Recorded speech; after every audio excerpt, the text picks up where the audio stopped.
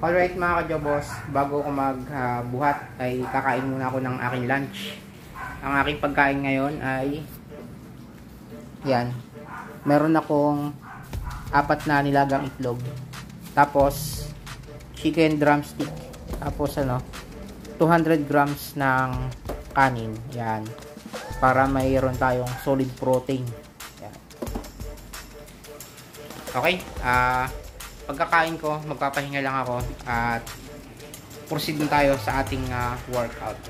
Alright mga ka-jobos, at ipagpapatuloy ko na yung video.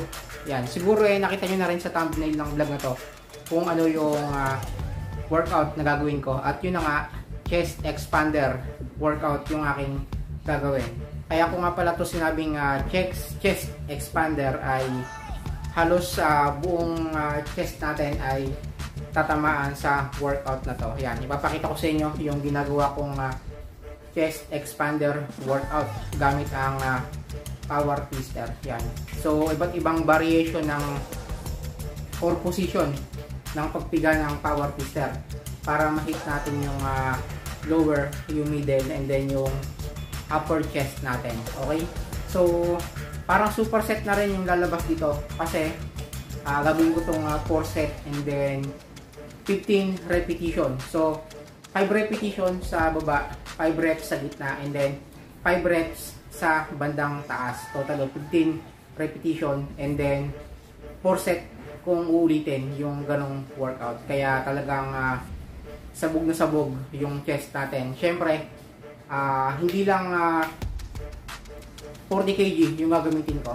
Andyan pa rin yung 50 and then yung 60 kg. At bali nga pala, dalawang posisyon ng pag-press ang aking gagawin. Yun yung U-up and then U-down. So tamang-tama ito sa mga bago dito sa aking channel. Makikita nyo yung ginagawa kong U-up and then U-down na superset gamit ang power twister. Yung tinatawag kong chest expander. So nakapag-warm up na rin ako mga ka-jobos para iwas tayo sa injury. So tara na.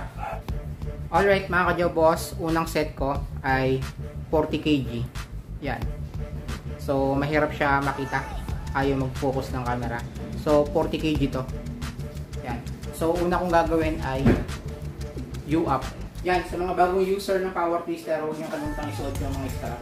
Okay, ito yung tinatawag kong U-up exercise gamit ang power twister.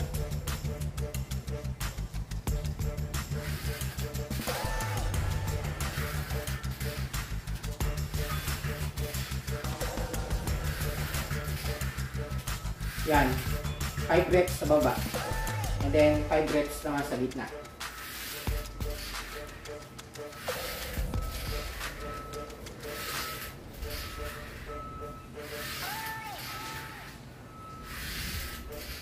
And then 5 reps naman sa taas.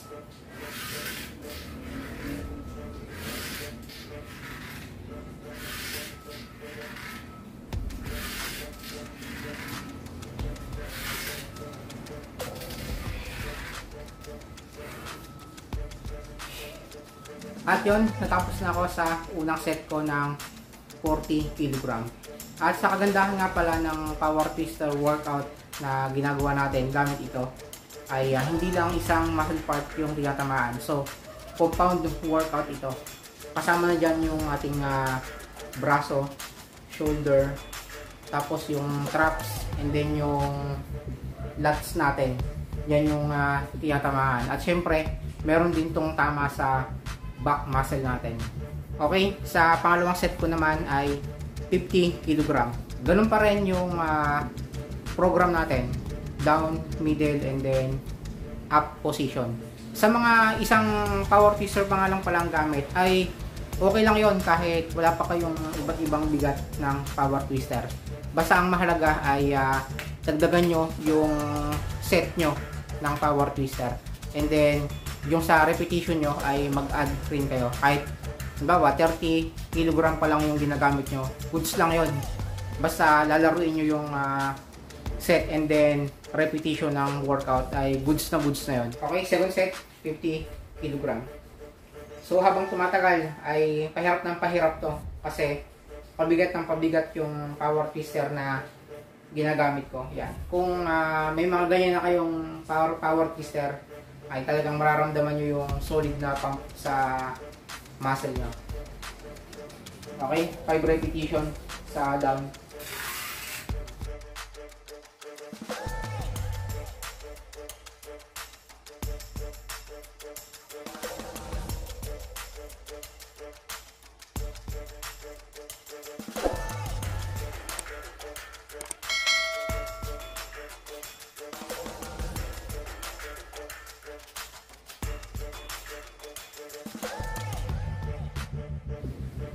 At sa mga magtatanong pala mga ka-Jobos, sa mga bago nating subscriber, bakit nga ba natin iniba-iba yung position ng pag-press natin ng power twister? Bakit merong down, merong middle, and then merong upper?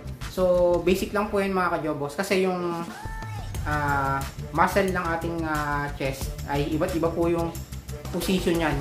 Yung upper chest natin ay puro pataas kasi upper chest. Itong upper ay kadugsong ng ating deltoids, ng ating shoulder. Yan. So, makita nyo yung mga lumalaro sa physique na bodybuilding. So, pinapalapad nila yung shoulder. So, nagko-connect yung dalawa. Kaya sobrang lapad tingnan ng chest nila. And then, yung ating middle ay paganyan. So, kaya kailangan natin ng nasa gitna yung pag-press natin. So, and then yung sa lower naman ay pababa. Ayan, paganyan. So, kaya tina-target natin ng pababa. Ayan, paganyan.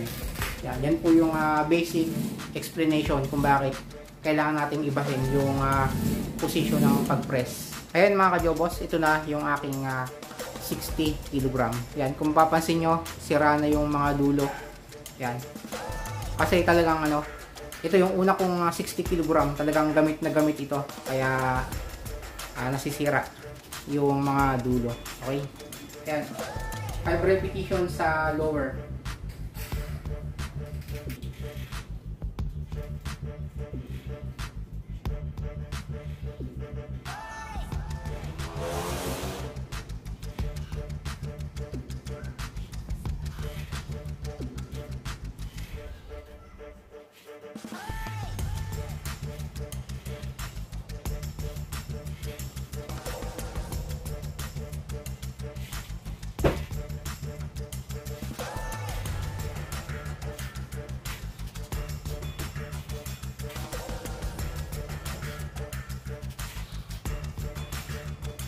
At sa pang 4 set pala na gagamitin ko mga ka-Jobos ay adjustable power twister. Dahil itong isa ko ay 120 kg, napakabigat niyan, baka ma-injured tayo, and then hindi ko pa rin siya ma-press ng husto. So ang gamit ko dito ay adjustable power twister. So naka-set siya sa 90 kg. Ito sa banda rito. So, pag pinrest ko to, ay umaabot sa yan, sa 90. Yan, umabot siya sa 90. Yan, ito yung aking pang 4 set.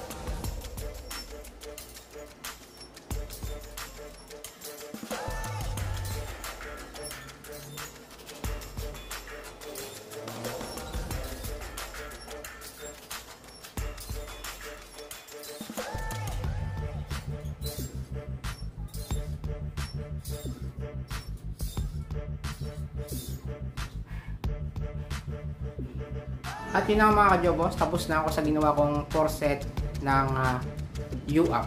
So next naman na variation natin ay U-down naman. Tamang-tama to sa mga bago sa aking channel, ay makikita nyo yung ginagawa kong U-down workout.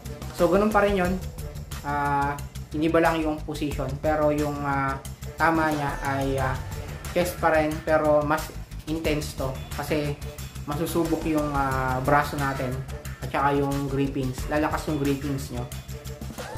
So ganun pa rin, down, middle, and then sa upper. Ayan, per set ko, balik tayo sa magaan, 40 kg. So ito yung U-down na sinasabi ko. So yung position ay paganto, yung kamay natin. Dahil pataas naman yung pag-press ng power twister.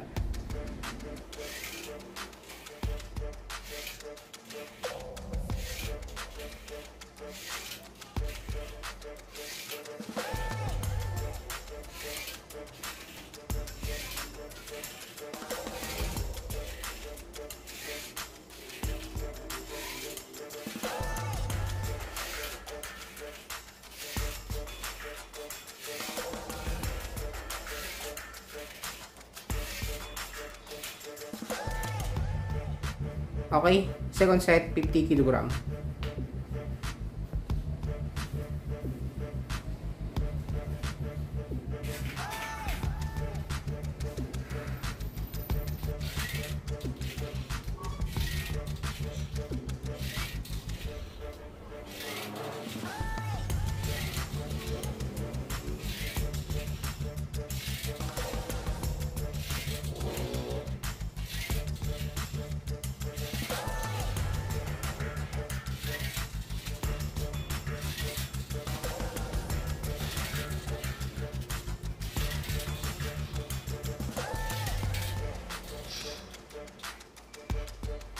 Ayan mga kajobo, sa 60 kg naman tayo.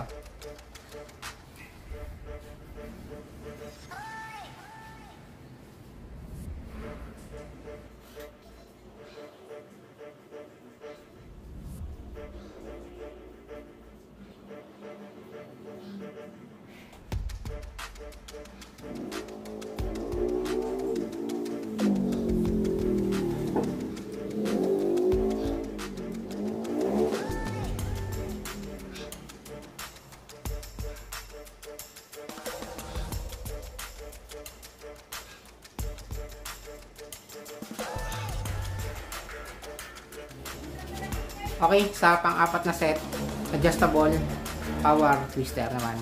At yun nga pala mga ka-jobos.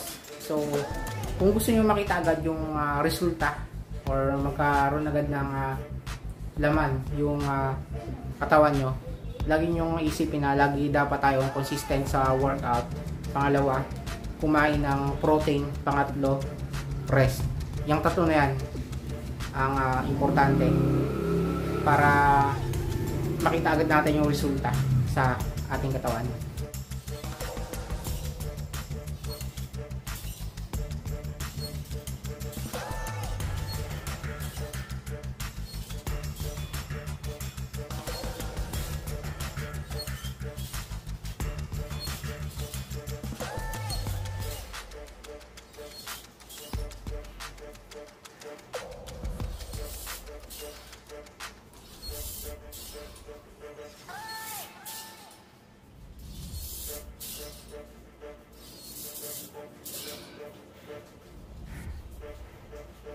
So at yun na mga ka-jobos, natapos na ako sa ginawa kong workout para sa araw na to.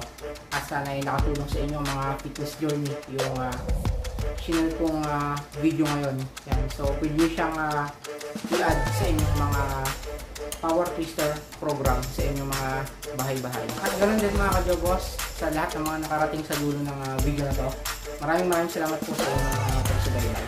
So shoutout po sa ating mga subscriber dyan, sa ating mga silent viewer, sa mga solid na sumusuporta simula day 1 hanggang ngayon, sa ating mga OFW, sa mga bago sa aking channel, mga new subscriber. Thank you po sa inyong pagsuporta sa aking channel. Road to 6,000 subscriber na po tayo. At yun na rin sa mga hindi pa nakapag-subscribe dyan at sa lahat po ng mga napadaan dito, huwag niyo pong kalimutan supportahan yung channel ko by clicking the subscribe button. At kung nagustuhan niyo po yung video na to, huwag niyo pong kalimutan i-press ang like yan. At i-press niyo na rin yung bell button para kayo po ng ma-update kapag may mga bagong post na video gaya po ito. And mga ka-jobos, ay may bagyo nga pala ngayon, si Bagyong Enteng. Keep safe po sa lahat sa inyo mga ka-jobos. Lagi po kayo mag-iingat. Okay? Kita-kits po tayo sa next upload mga ka-jobos. Ingat po kayo palagi. Peace out.